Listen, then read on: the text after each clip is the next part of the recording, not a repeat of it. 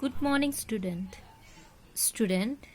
In my last video I taught you and I started chapter 5 and I taught you chapter 5 till here. I taught you. So today we will continue with this chapter only. Okay, so let's start. The servant peered suspiciously at him. "Wait here," he said. "I will back in moment."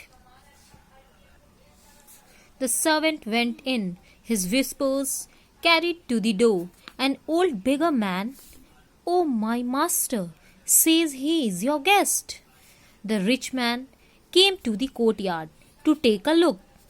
Seeing the old man in his ragged clothes, he waved a hand to the servant, then went back to join his elegant guests. The servant returned to the door. "My master does not know you," he said. "He invited me to his feast," insisted the mullah. So student, I explained you till here yesterday that mullah was invited by a rich man for a food. So when the mullah went there, that rich man's house, and the servant opened the door, then let's see what happened. When servant opened the door, the servant peered suspiciously means he looked very closely. बहुत अच्छे से उसको जब वो मुल्ला को देखता है servant, और बहुत मीन्स वो कंफ्यूजन के साथ देखता है, उसे यकीन नहीं होता है कि कौन आ गया है घर पे, और उससे पूछता है. मुल्ला जब सर्वेंट को कहता है कि मुझे तुम्हारे मास्टर ने इनवाइट किया था फीस्ट पे, तो मैं I am as a guest, I came to your home, तो वो सर्वेंट को यकीन नहीं होता है. वो मुल्ला की लुक देख करके, क्योंकि उसकी जो कोट थी वो हटकी फटी हुई थी, सैक का वहाँ पे पैचेस लगी हुई थी उसकी एल्बो के पास, उसकी स्लीपर्स बहुत टोन थी, फटी हुई थी. तो ये लुक देख करके सर्वेंट को यकीन नहीं होता है कि मेरे मालिक ऐसे इंसान को इनविटेशन देंगे एज अ गेस्ट, वो भी खाने पे. तो इसीलिए वो यकीन नहीं होता है. मुल्ला से कहता है कि तुम यहाँ वेट करो, मैं 1 मिनट में अंदर से आता हूँ.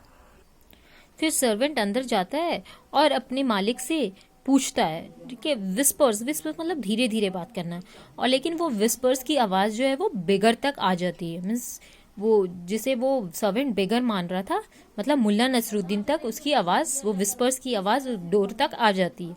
और वो अपने मालिक को जाके कहता है कि एक बूढ़ा आदमी, एक बूढ़ा भिखारी आया है और वो कह रहा है कि वो आपका गेस्ट है.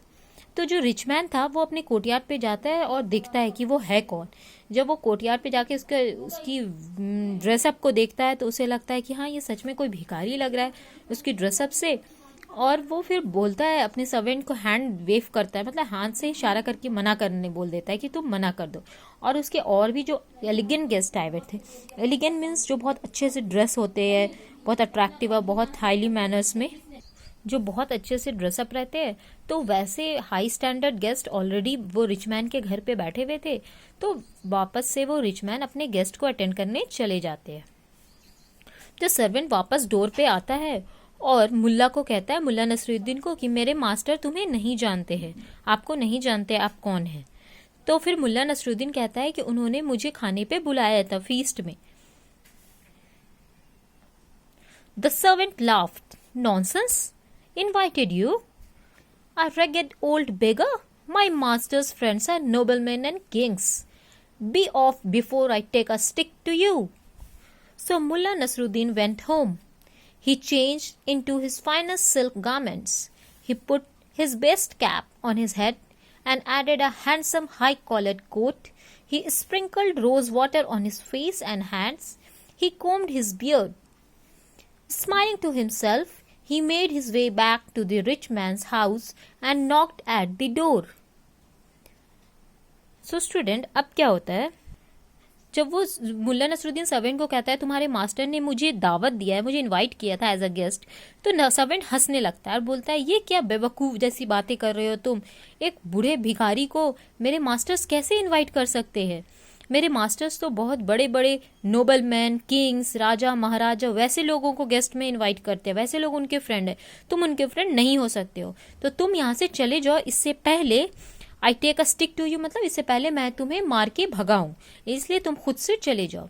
मुल्ला नसरुद्दीन वहां से निकल करके वापस घर की ओर चला जाता है. फिर वो अपनी सारी ड्रेसअप को चेंज करता है. सिल्क गारमेंट पहनता है, वो जो ब्लैक कोट उसने पहन डाली थी उसे उतार दिया, सिल्क गारमेंट पहना, अच्छी वाली कैप लगाई सर पे और एक हाई कॉलर्ड कोट पहना उसके ऊपर से, जिससे वो handsome, handsome means stylish, smart looking, वैसी कोई कोट पहनी और रोज वाटर को अपनी फेस पे और हैंड पे थोड़ा सा स्प्रिंकल किया, स्प्रिंकल मतलब छिड़कना, ओके। तो वो अच्छे से स्प्रिंकल किया और अपनी दाढ़ी को, बाल को बहुत अच्छे से कोम वोम कर लिया। उसके बाद चला गया, निकल चुका। कहाँ के लिए निकला? भाई रिच मैन के घर फिर से वो जाने के लिए निकला और अपने स्माइल करते हुए निकला और रिच मैन के घर तरफ निकल गया और वहां जाकर के रिच मैन की डोर को फिर से वो नॉक करता है। So student, today we will stop here. Tomorrow I will continue from here once again. So what you have to do, you have to give the reading of this chapter, whole chapter you have to read by your own, okay, and I will give you the note for this and you have to do in your notebook. Thank you.